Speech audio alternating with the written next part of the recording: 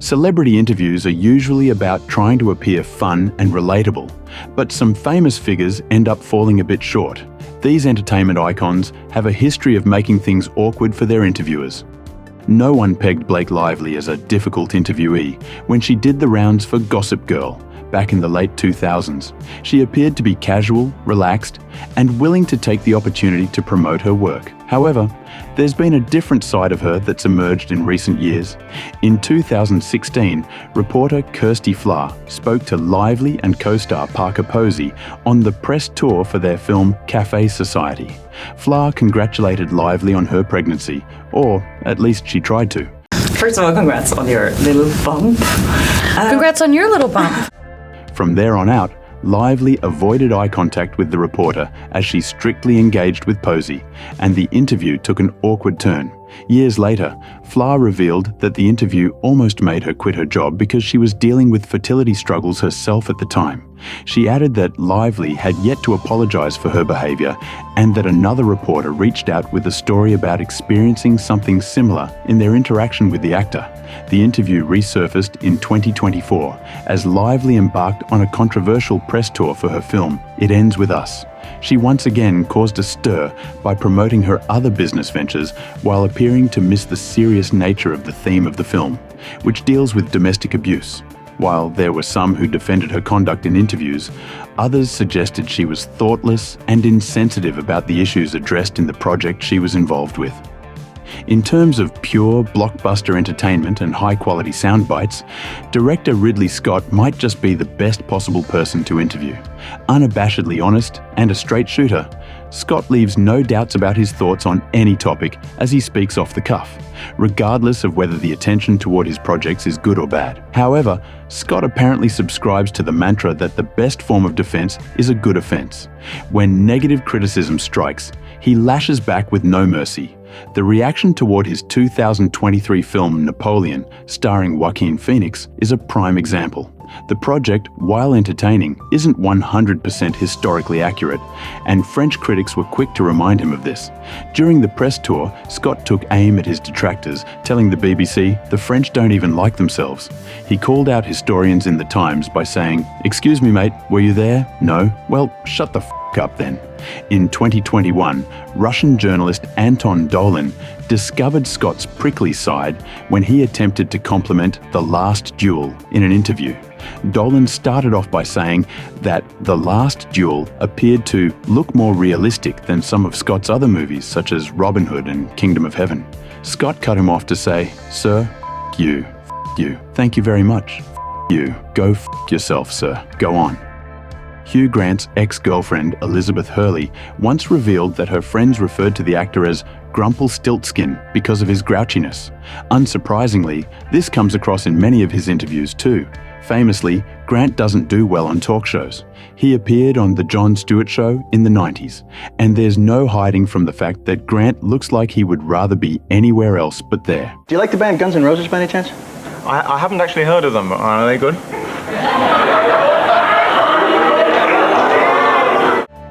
Years later, Grant met the host once again for an appearance on The Daily Show with Jon Stewart, which led Stewart to say he would never have the actor back on the program because of how unpleasant he was, even to the people who worked on the show. To his credit, Grant owned his behavior, posting on social media. "Turns out my inner crab got the better of me with TV producer in 2009. Unforgivable. J. Stewart correct to give me kicking." Of course, Stewart wouldn't be the only recipient of Grant's crankiness, as interviewer Ashley Graham found out at the 95th Academy Awards. In the less-than-a-minute interview, Graham asked Grant which films he was excited about, which stars he'd like to see win, and what he was wearing. He provided non-answers to everything she asked. Do you have your hopes up for anyone? No one in particular. Billy Bob Thornton often delights in interviews, as he infuses his natural charisma in his answers. However, that's only if the interviewer stays on topic, as radio host Gian Gomeshi discovered. Thornton and his band members from the Boxmasters appeared on Gomeshi's show Q to promote their album Mod Billy in 2009.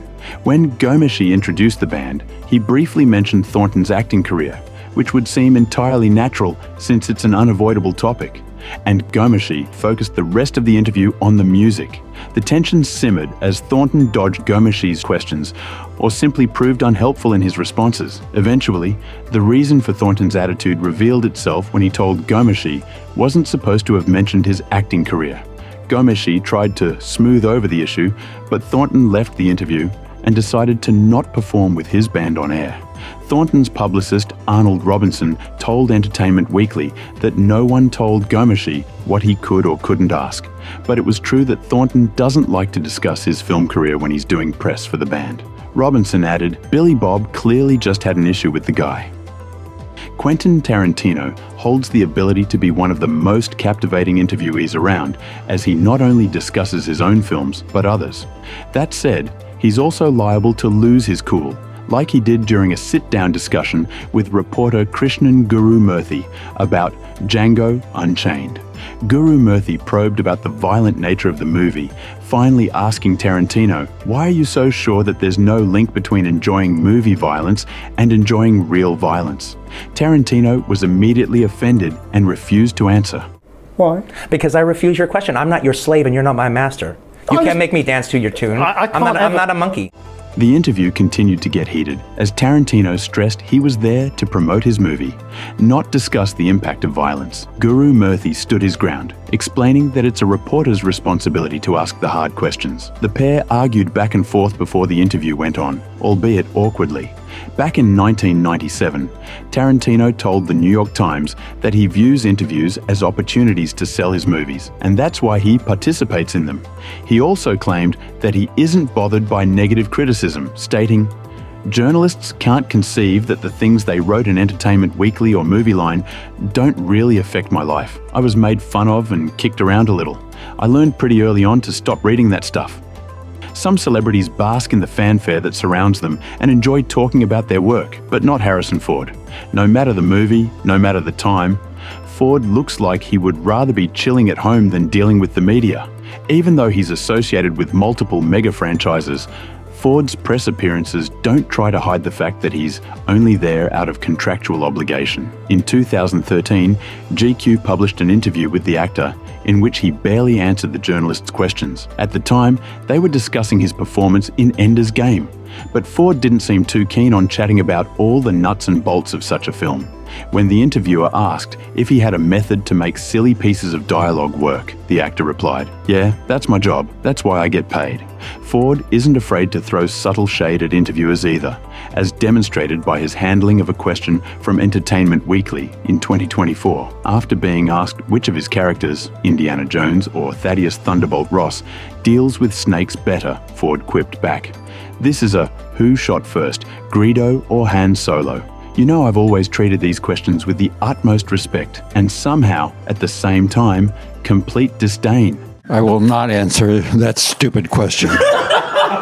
But thank you. Yeah, no, of course. I mean, It's an honor to know. delighted to have the opportunity. Kiss bassist Gene Simmons never shies away from controversy. His comments often rile people up and stir the pot, as he isn't afraid to antagonize others. Just one example. During an interview with a South American reporter wearing an Iron Maiden shirt, Simmons told the journalist to swap out the shirt for a Kiss one. When the reporter refused, Simmons threw around a few passive-aggressive remarks until he turned the shirt inside out. It isn't only journalists whom he upsets, as Simmons managed to trigger his wife, Shannon Tweed, during an appearance on The Joy Behar Show. After Behar played a clip in which fellow rocker Alice Cooper discussed Simmons' long list of lovers, Simmons made a boastful quip that irritated Tweed, who proceeded to storm out of the live interview. Appearing on The Joe Rogan Experience, comedian Bert Kreischer revealed that Simmons was one of the worst celebrity experiences he ever had when he hosted The X Show. He explained that he was a massive Kiss fan, but when he went to speak to Simmons before a show, Simmons dismissed him. In addition, Simmons refused to be interviewed by Kreischer, insisting that another reporter do the interview instead, as Kreischer just sat in on the conversation. Matters didn't improve from there, as Simmons continued to big league him on the program. Kreischer stated plainly, "To the day I die, I will slam his name. I've never been treated worse." Machine Gun Kelly provided a pretty abrupt walkout during a 2018 chat at the Billboard Hot 100 festival. MGK discussed several topics, but he appeared to work himself into a frenzy after getting into how he wants to make his daughter proud. From there, he veered off into a tangent about how he's terrible at interviews and people mustn't judge who he is. All of a sudden, he exclaimed he didn't want to do the interview anymore and walked off the stage. This isn't the only awkward exchange that MGK has had with the press, as he hit the headlines after his exchange with Sky Sports at the Formula One Brazilian Grand Prix in 2023. From the get-go, it was clear that this interview wasn't going to pan out as presenter Martin Brundle might have expected. When Brundle asked him how his career was going, MGK was far from descriptive. My career. I don't think about my career. I don't think about it. Needless to say, the rest of the conversation didn't fare any better or provide any insightful discussion. Replying on social media to a fan who criticized his behavior, Kelly suggested he was ambushed by the reporter and couldn't hear him over the loudness of the track. Soccer legend Cristiano Ronaldo's name will forever be etched into the annals of soccer history for his unmatched athletic achievements. But despite all the records broken and trophies won, Ronaldo is also renowned for his petulance, especially when events don't go his way. In 2015, Ronaldo appeared on CNN in Espanol to discuss the launch of his new headphones. However, the big story at the time was all about the corruption scandal surrounding soccer's governing body, FIFA. The journalist brought up the topic to Ronaldo, who tried to defuse the situation by saying it doesn't bother him at all.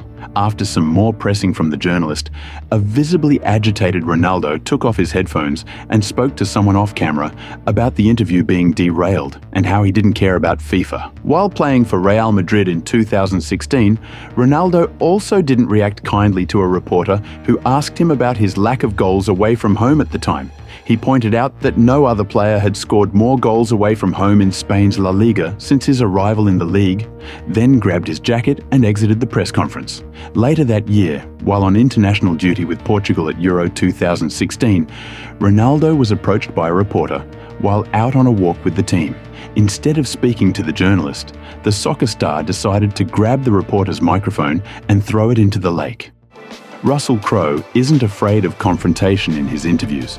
He's more than happy to correct journalists on the difference between rugby league and rugby union, or perhaps tell someone to get their ears checked if they misidentify his accent. Case in point, during the press tour for his 2010 movie Robin Hood, Crowe became agitated after a BBC reporter suggested his character's accent was Irish during an interview. When the reporter tried to backtrack and ask if he was attempting a Northern English accent, Crowe replied, "No, I was going for an Italian. Missed it."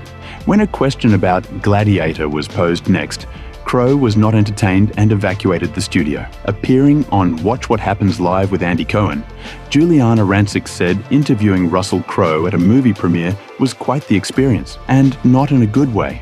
She explained that when she asked Crowe about his excitement for the event, he responded that he was only there because he was contractually required to be. Caught off guard, Rancic followed up by asking how he felt seeing all the fans around, to which he responded, "That's your second question? 1, 2, you're through."